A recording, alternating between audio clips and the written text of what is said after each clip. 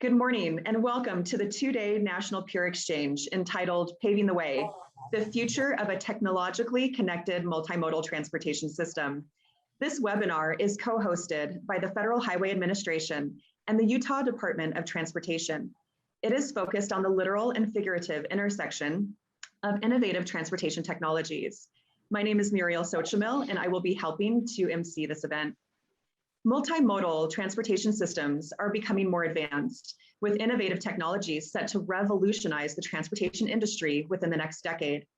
Technologies such as connected automated vehicles, unmanned aerial systems, and advanced air mobility are part of a fast-growing, multi-billion-dollar industry that will revolutionize how people and goods move across the country. These technologies possess significant potential to reduce travel times, advance the goal of zero fatalities, expand throughputs, enhance quality of life, and improve the efficiency of transportation systems. While we have private sector representatives participating in our two-day event, we do just want to note that UDOT and FHWA do not specifically endorse any company or product.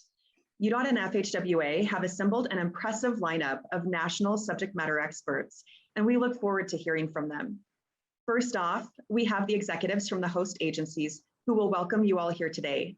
They work hard to keep Utah moving. First, we will hear from UDOT's Executive Director, Carlos Braceras. Carlos has served as the Executive Director for the Utah Department of Transportation since 2013. In this capacity, he is responsible for UDOT's more than 1,600 employees and the design, construction, and maintenance of Utah's 6,000-mile system of roads and highways. With that, we'll turn it to Carlos. Thank you, Muriel, and it's a great pleasure to be here today with my friend Ivan and all the folks that are participating here on this event. Just some of the brightest and people in this industry are participating here, national experts. Let me be perfectly clear, I'm certainly not one of those national experts that Muriel was referring to. You know, I wish we could all be meeting in person and we could welcome you to our beautiful state of Utah, but because of really no virtual meeting that we participate in, as good as they've gotten and as good as we've, or as used to, as much as we've become used to them, they really can't come close to really meeting in person. So I look forward to the day we can do that. You know, we all have so much to be proud of in our respective organizations, and Utah's no exception. Transportation, we all know this, has really been fundamental to the quality of life for all of Americans. You know, the ability to be able to connect people and goods safely and efficiently. You know, when transportation works, people don't even know it's there. It's just this seamless thing that keeps our society moving. It's when it doesn't work sometimes that we're noticed. You know, all of us, everything that we've done, we always, you know, we like to look forward, but we also have to recognize that we're standing on the shoulders like those that came before us.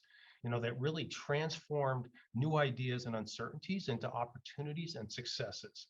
And it's incumbent on all of us as professionals in transportation to continue that legacy, to ensure that transportation continues to provide the most benefits to all the corners of our society.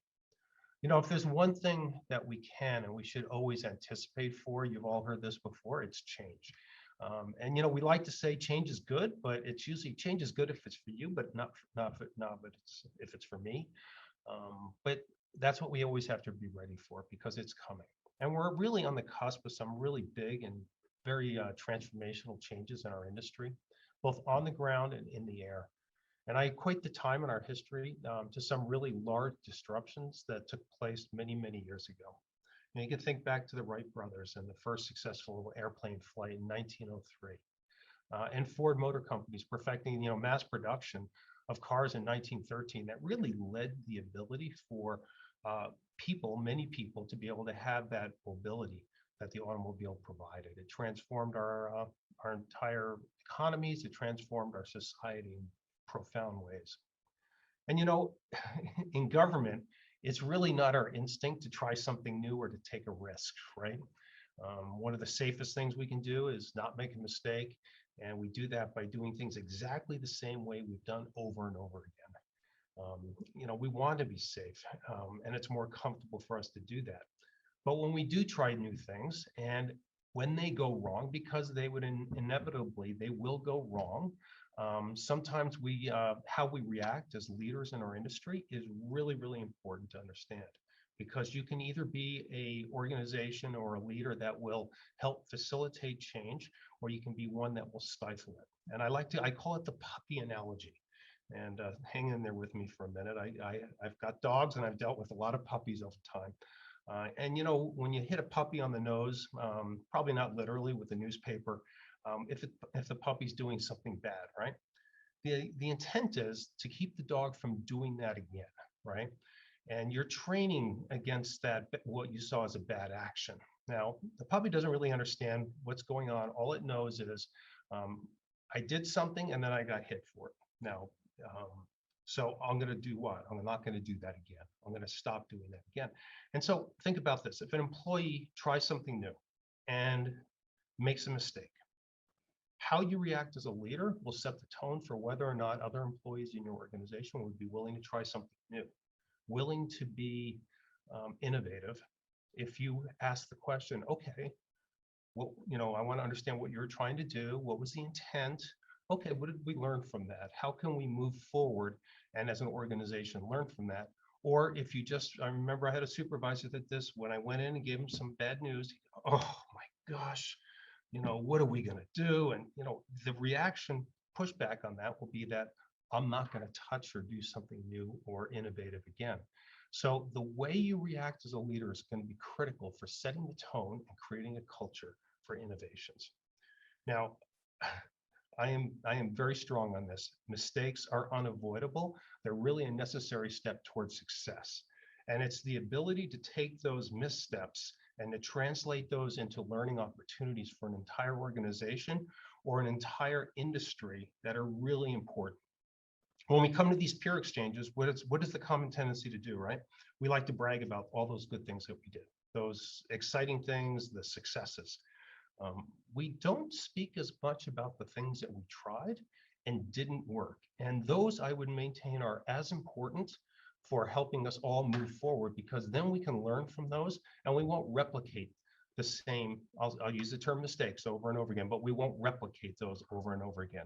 And so I think it's really important in events like this to take the opportunity to admit what didn't work quite as well as we wanted to, and of course, brag about all those great things that you have done so we can all learn from those. We're in a multimodal event here, and I was thinking back that we really started using the term multimodal, at least for myself, back in the early 90s with the reauthorization bill of ICE-T. And that was really where we at the Utah Department of Transportation started thinking multimodal. And it was really between transit and our roadway system. It's been further evolving into a discussion of active transportation being incredibly important and integrating walking, biking, transit, and roadways into a transportation system that works seamlessly together. And today we're really taking the same kind of philosophical shift to incorporate into this multimodal conversation those connected autonomous vehicles and advanced air mobility. They are really literally reshaping the way we visualize and think about transportation in the future. Moving us from really a 2D, kind of a flat system, and bringing us into a 3D environment. And think about how we integrate all of these pieces together to make that seamless system. And another thing that's critical for us to keep in mind here, because sometimes we like to chase that silver penny there because it's exciting, it's new, but it's that user experience and understanding and creating an opportunity for a positive user experience. It will speak volumes towards our ability to move forward on these things, and it will also help to build trust with the public as they start to try new ways of travel. Now think about this, like when you book a flight on an airline, your expectation is after, it's a little more complicated than this, but your expectation is you book your flight and you get to sit back and you'll get delivered to where you want to be. But there's so much that goes on behind the scenes. All of the integration between the technology, the logistics, the systems that have to be working together to make sure that that journey takes place the way you had intended and up to your expectations. And it's going to take a lot of efforts to help the public understand the benefits of these new technologies that you're going to be talking about here at this peer exchange. And so it's fundamental that we shift from thinking about letting go of the wheel and letting the machine take control to thinking about how that experience is for the public and what their expectations are going to be for that. Now, it may feel like we're a little bit outside our swim lanes right now. Just as all of us watching the Olympics probably watch more swimming than most of us watch here. So feels like we're a little bit outside our swim lane. We're pushing the envelope on things that might not be typical DOT functions or roles. And we're trying to understand really what our role is here, because we have the private sector that's innovating at an incredibly rapid rate. And we have, state governments, DOTs, federal governments, really trying to understand what role we should play so that we can help. We want to make sure that we're facilitating the fast growth and deployment of systems that will help save lives, make people's lives better as fast as possible. But we have a responsibility to make sure that we're doing it in a safe and organized way. And so I just am so excited about the topic of this peer exchange, and I thank you all for taking the time to be able to participate in this. I look at these types of virtual peer exchanges. It takes an extra level of attention to be able to get out the same level of material than if you were in person. And so, while you're sitting on your computers, most likely, you're doing emails right now while I'm talking. I know you won't be doing that when Ivan's talking, but it takes a higher level of attention to be able to get that same value out of it. And so I ask that you do your best to be able to do that. I want to thank the Federal Highways and the UDOT team that have worked to put this together, and also all of you that are participating in this peer exchange. I had a chance to look down through the attendees list, and it is a very, very impressive group of people. And I know you'll all look back at this point, this peer exchange, as one of those events that we all built together and would help launch us from a higher starting point. So I want to thank you for your time, and I look forward to Ivan's welcoming comments. Thank you. Thank you, Carlos. Not surprisingly, UDOT is a national leader in these innovative transportation technologies. Now we have an opportunity to hear from the Federal Highway Administration's Division Administrator for Utah, Ivan Marrero. Ivan is the Utah Division Administrator for the Federal Highway Administration. In this capacity, he oversees the division's day-to-day operations and its mission to administer and deliver Utah's $330 million federal aid program. With that, we welcome Ivan. Thank you, Muriel, and good morning, everybody. I want to welcome all of you to the our National Peer Exchange. I understand that we have over 255 people registered for the exchange, so it should be an exciting session for all of you. I know over the next 2 days you're going to learn a lot about autonomous vehicles and connected transportation systems, and I know by the end you'll realize, like Carlos said, that this really is a game changer for all of us here on the transportation world. So let me just give you a little bit of background. I started with Federal Highways back in 1991, and back then ITS was in its infancy. Back then we're talking about electronic toll collections. I'm sure if you live on the East Coast or in Oklahoma, you've heard of the Easy Pass and the Pike Pass. There was a lot of travel information and navigation systems being developed for our vehicles. Changeable message signs were becoming more and more common. Congestion pricing was getting started. So these were all new and innovative technologies at the time, which today they're pretty much standard, used all over the place. So it was, in part due to these peer exchanges where, transportation practitioners came together and exchanged their experience and their knowledge, and then took all these technologies back to their state and began to implement them, that we were able to get all these common things now into place. So now today, of course, you are going to be learning a lot about autonomous and connected vehicles. And this technology is, like Carlos mentioned, this is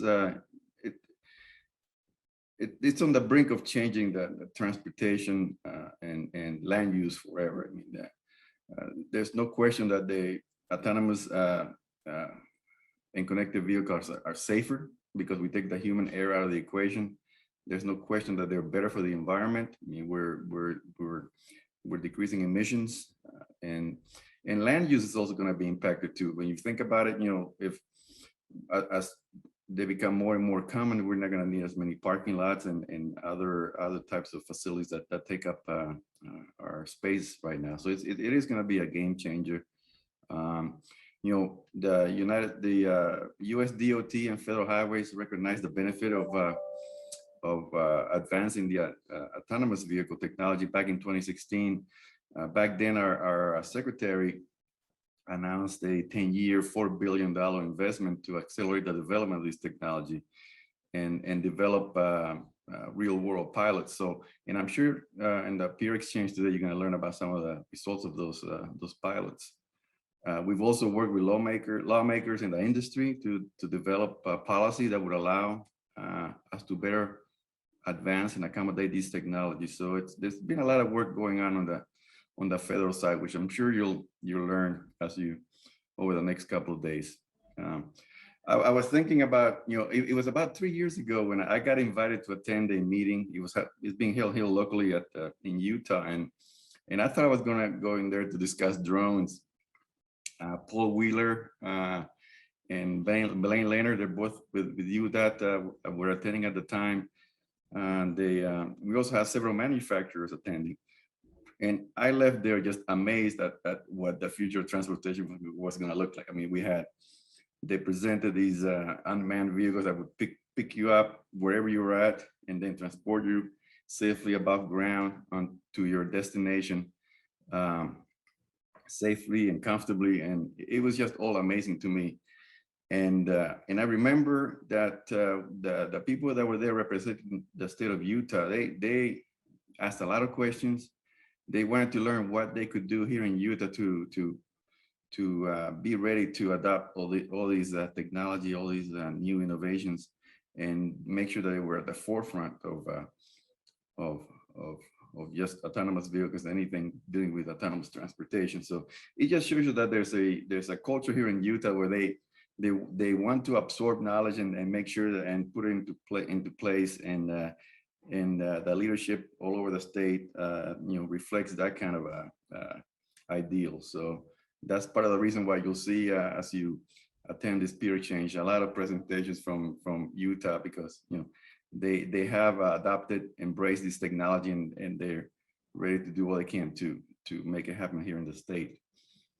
And I'm sure as you go through this peer exchange, you will be as amazed as I was 3 years ago, and with that technology, and you'll be able to learn a lot and take it back to your leaders and begin to work on advancing these in your state. And like Carlos said, don't be afraid to fail. I mean, if you don't try, we'll never advance. So try as much as you can, and there will be failure, of course. Can't avoid it, but without trying, we just will never be able to advance these technologies.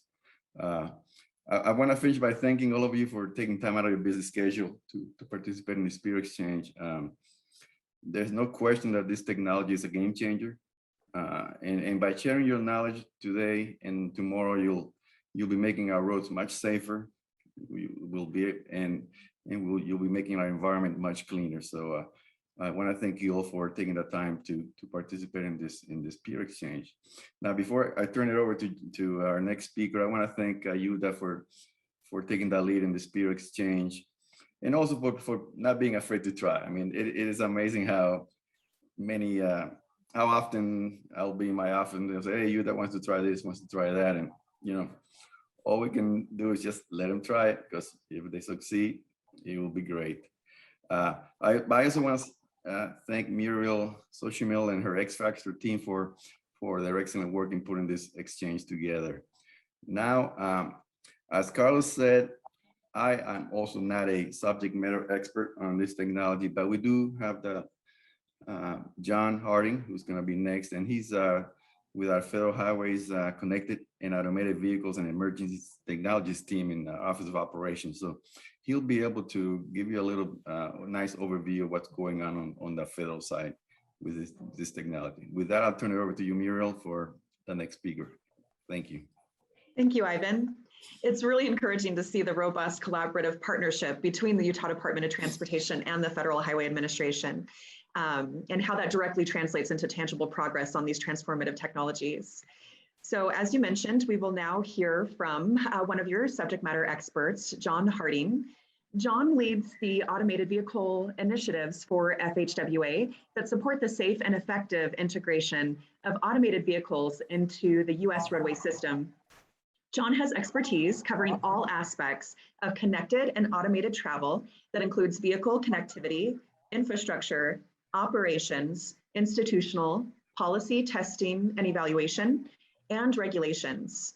John has worked on both the roadway and vehicle aspects of the connected vehicle and automated vehicle issues. And with that, let's turn it to John. Thank you, Muriel. This is a great opportunity. Thank you, Carlos and Ivan and the rest of the team for putting on this peer exchange. As you're saying, there are many new technologies that separately and together will transform how people and goods move, also transform and innovate how we implement, operate, and maintain our transportation system. What I'm going to do is just provide some information in various areas, hopefully that support the conversations you're about to have the next 2 days. I'm going to cover connectivity, unmanned aircraft systems, and automated vehicles. First, let's start with connectivity, connected vehicles. I think everybody knows of the FCC action regarding the safety ban. And we keep reviewing the first report and order to resolve the uncertainties and to provide a basis for which USDOT leadership can provide overall direction. In addition, there's not everything, we have everything already. There's a second report and order that should be forthcoming in the next year that will set the rules for LTE, C-V2X, as well as other rules for Wi-Fi devices that we need to understand. A couple of the provisions that you're probably all familiar with. DSRC users have 1 year to move to the upper 30 megahertz of the 5.9 gigahertz band. That's July 2nd, 2022. So that's something we have to deal with. And the first report and order indicated a selection of long-term evolution cellular V2V, vehicle to everything technology, LTE, CVX over DSRC. So that's transition from DSRC to LTE, CVX. Now we have a spectrum working team at the secretary's level with representatives from all the modes, and we keep discussing all this transition of DSRC to 30 megahertz and transition to LTE, CVX, so we can, inform leadership and help and move forward. One of the things that we're doing currently is ITS-JPO, Intelligent Transportation System Joint Program Office, and FHWA are testing LTE, CVX baseline device performance. Now, this is testing the radar performance to understand if LTE, CVX can support crash imminent safety applications in a high density communication environment scenario. And the testing also includes looking at the GPS accuracy, if there's any drift in position or time, because both of those are needed. Interoperability of the various LTE, CVX devices from different manufacturers. And as I said, interference testing to understand usability of the 30 megahertz of the band, interference from just others transmitting in the band and those just right outside the band. The testing has advanced and they're collecting data under critical edge use conditions. They're using 250 devices in various scenarios that, as we speak today, they're doing it today. So that means there's going to collect a lot of data. It's going to be terabytes of data. It's going to take them a while to go through it. But hopefully we'll have information on the usability and the performance of LTE CVX devices at some point. Moving on to the unmanned aircraft systems, I just want to mention James Gray from the Office of Infrastructure Construction Management Team. He's kind of the coordinator of a lot of these activities. UAS offer several transformative opportunities for highway transportation. It helps us do different things safer and increase productivity. Things that UAS have been applied to is structural inspections, especially bridge inspections. We also have construction inspection as work is progressing, and emergency response and incident management. So you can kind of understand what's going on out there, get reconnaissance. And this is also being expanded to disaster events. We have an everyday accounts activity. This is round 5, where we looked at these unmanned aerial systems. And what we try to do is a state-based model that identifies advances deployment of proven yet underutilized innovations. And what they try to do is do different things with documenting and disseminating best practices, peer-to-peer exchanges, and providing guidance and looking at, especially in this case, UAS mature use cases. Now, if you want more information, you can search FHWA UAS, and you'll see a whole webpage on more of the activity there. I'll cover some of the things for automated driving systems. First, we have a national roadway automation concept of operations. This is to develop a description and a way to discuss the description among all the stakeholders, so we have a joint understanding of what does the mixed traffic environment look like around the roughly 2035 timeframe. What do we see it being?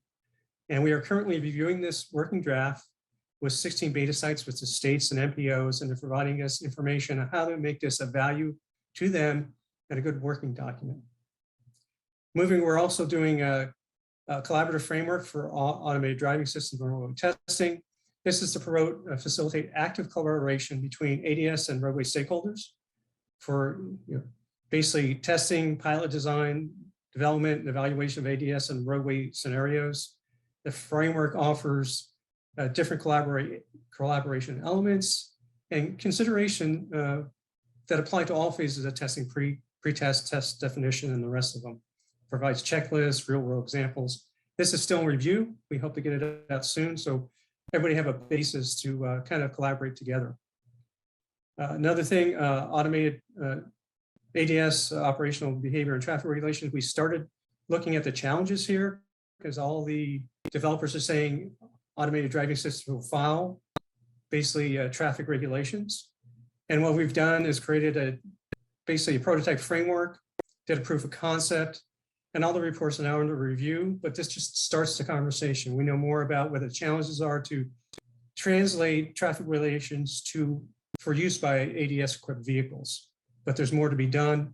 And hopefully we're just at the cusp of getting some of these reports out, but then we have more work to be done. We're thinking about developing a playbook for the voluntary development of traffic regulation specifications that will support this. We also have the Cooperative Automated Transportation Coalition. This is supported by AASHTO, ITS America, and ITE. And right now we're moving into kind of a 2-year evolutionary period. We've had this for a couple of years. What we're trying to say is how do we reconfigure this and add stakeholders, position this to better address the emerging issues such as urban air mobility.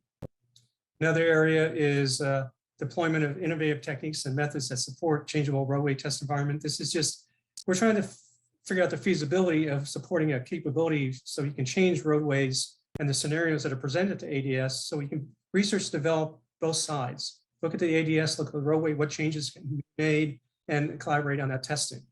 We're looking at digital infrastructure, and we're starting a framework. We're doing this internally first, and we're trying to figure out what we can do to understand digital infrastructure that supports roadway systems and operations performance.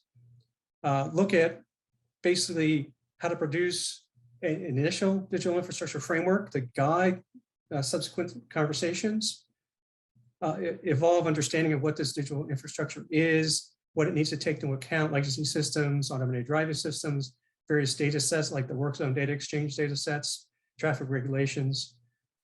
What are the institutional issues, institutional integration strategies facilitating this collaboration? So this is something that's coming your way at some point as we understand more from a federal hybrid perspective. I'd just like to mention that the manual on uniform traffic control devices, there's a proposed amendment, and they are busy reviewing all the comments and trying to move forward with that. So with that, I'd just like to thank you for providing some of this information. There are other things, I'm just hiding many of them. There's other things going on at FHWA to support these areas. But I hope this supports your discussions over the next 2 days. Thank you.